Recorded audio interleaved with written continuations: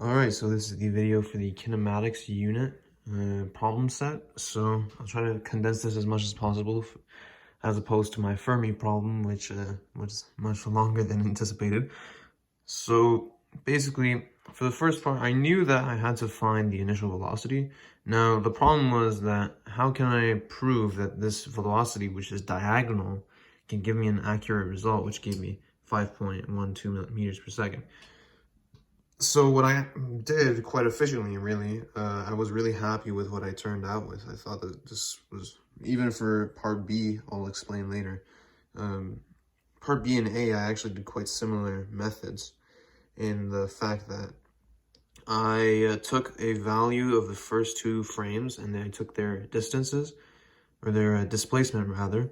I took the x displacement and the y displacement, and then I found the hypotenuse of those two values.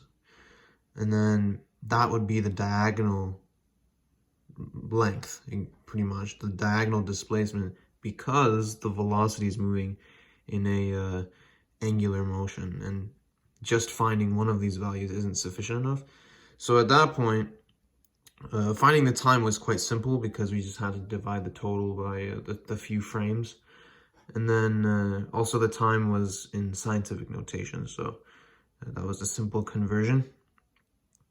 And that's pretty much how I got the initial velocity. It was quite brief. I was happy with the turnout. And then here, as you can see, I also found an angle for something that I'll be using in part C for the acceleration, because I'd used components for finding the acceleration.